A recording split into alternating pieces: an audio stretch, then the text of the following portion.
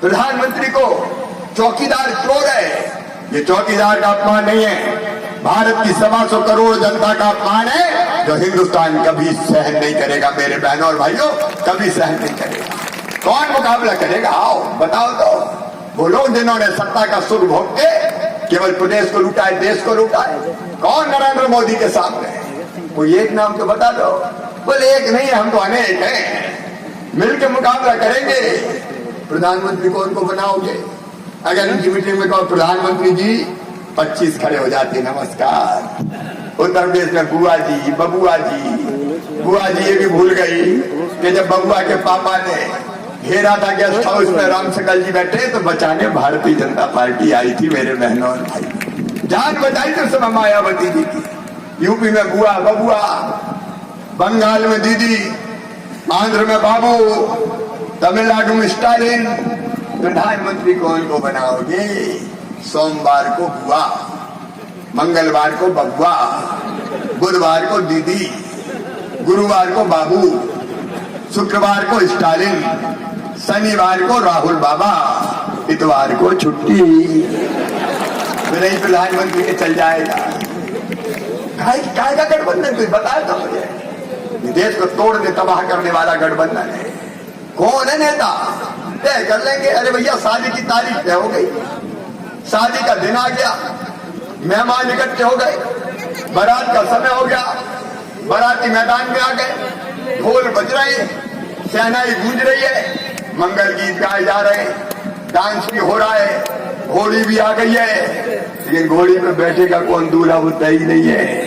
तो क्या बिना दूल्हे की बारात जाएगी? और सब बैठ गए तो घोड़ी वहां पहुंचेगी भी कि नहीं दुल्हन के घर?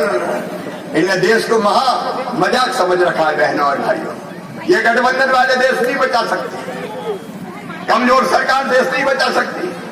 पहले भी हमने देखा है, कहीं की ईंट कहीं का रोड़ा, भानुमती ने कुनबा जोड़ा, 96 में उसमें से निकले थे देवे घोड़ा, 8 महीने चली फिर गायब। कैसी सरकार देश बचाएगी? और इसलिए आज मैं निवेदन करने आया हूं मेरे बहनों और भाइयों, चूक ना हो जाए। विधानसभा में थोड़ी कसर रह गई, आपने नहीं रखी, लेकिन जिनने रखी वो भी कह रहे मामा चिंता मत कर, ब्याज के साथ निकाल देंगे। चारों तरफ भाजपा का माहौल है। और इस सरकार को एक सबक देखी, मोदी जी को तो बना दिए, उनके बिना देश चलेगा नहीं। भारत को दुनिया का सरताज राष्ट्र बनाना है, विश्व गुरु के पद पर बिठाना है, इसलिए नरेंद्र मोदी और मध्य प्रदेश में भी कांग्रेस को सबक सिखाना है। एक बाबा जी थे, आश्रम में रहते थे जंगल में, दुनिया से कोई मतलब नहीं था, पूजा पाठ करना और मस्त रहना। उनके आश्रम में चूहा भी घूमता रहता था, उनके आसपास घूमता था तो वो दाना डाल देते थे। बाबा को चूहे से प्रेम हो गया। एक दिन बाबा ने देखा एक बिल्ली चूहे पे झटकी, बाबा सामने थे, चूहे को बचा लिया। बाबा के मन में ख्याल आएगा, आज तो मैं सामने था, मैंने बचा लिया, कल मेरी एब्सेंस में, मेरी अनुपस्थिति में बिल्ली आ गई तो ये चूहा मारा जाएगा, करूं क्या?